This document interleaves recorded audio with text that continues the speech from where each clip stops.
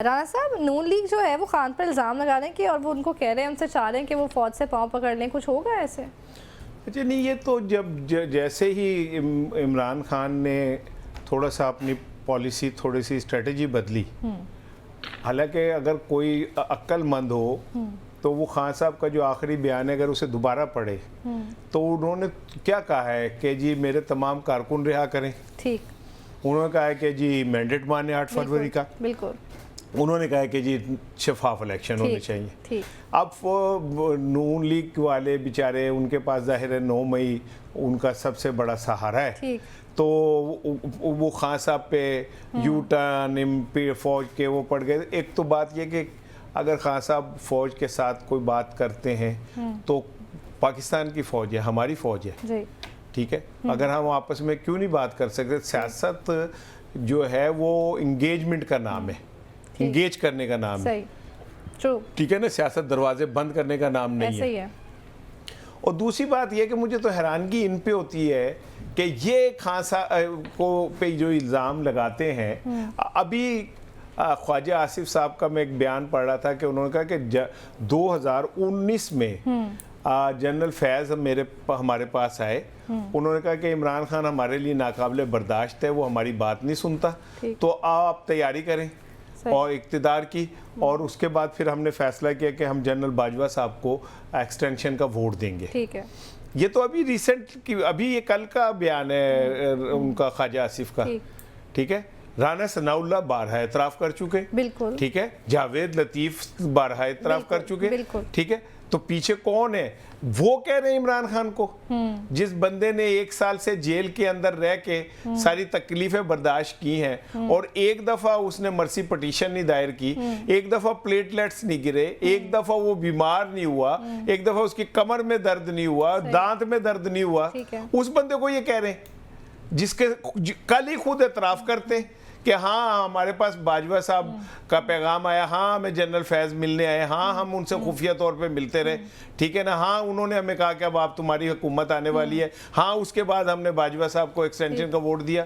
तो ये तो कौमी मुजरिम है, इनके ऊपर आर्टिकल 6 लगना चाहिए कि ये जमहूरियत के खिलाफ इस तरह भयानक साजिशें करते हैं। ठीक है। मुस्तहकम हुकूमतों को गिराने में इस तरह साजिशें करते हैं। राणा साहब, ये इस तरह के इल्जामात तो पीटीआई पर भी लगाए जाते रहे हैं कि वो मुज़ाकरात करते रहे हैं, डीलिंग होती है। इल्जामात और एतराफ़ में फ़र्क होता है। ठीक।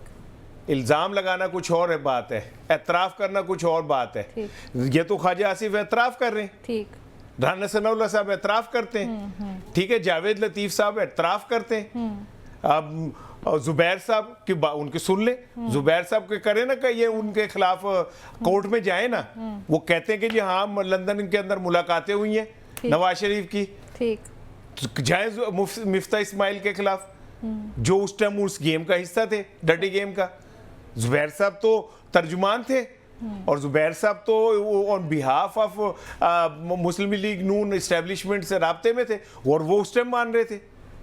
तो जुबैर साहब कहते हैं कि लंदन के अंदर मुलाकातें हुई हैं। तो फिर एतराफ़ और इल्ज़ाम में एक फ़र्क है, और ये एतराफ़ है। और मैं तो ये कहता हूँ इनके खिलाफ आर्टिकल 6 लगना चाहिए, जिन्होंने एक हुकूमत के खिलाफ साजिशें की। और ये नून लीग का कोई पहली दफ़ा नहीं हुआ, नून लीग का माजी है। नवाज शरीफ साहब ने उसामा बिन लादेन से पैसे लिए मोहतरमा बेनज़ीर भुट्टो के खिलाफ, नवाज शरीफ साहब ने आईएसआई से पैसे लिए अब वो अदम एतमाद लाने के लिए मोहतरमा बेनज़ीर भुट्टो के खिलाफ। नवाज शरीफ साहब जो हैं काला कोट पहन के सुप्रीम कोर्ट पेश हुए एक मुंतखब वज़ीर आज़म के खिलाफ।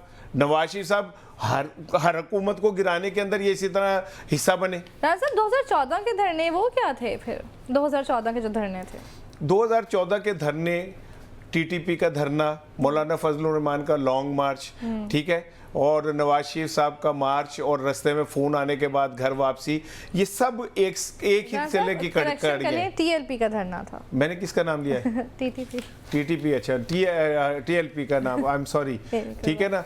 अब देखे ना, एक तरफ वो अभी तक वो गिरफ्तार नहीं हुए सीनियर नायब सदर जिन्होंने धमकी दी थी क्या नाम है चीफ जस्टिस साहब को, तो ये रियासत पाकिस्तान में सब पीटीआई वाले लोग चुन चुन के गिरफ्तार हो सकते हैं, वो अभी तक क्यों नहीं गिरफ्तार हुए?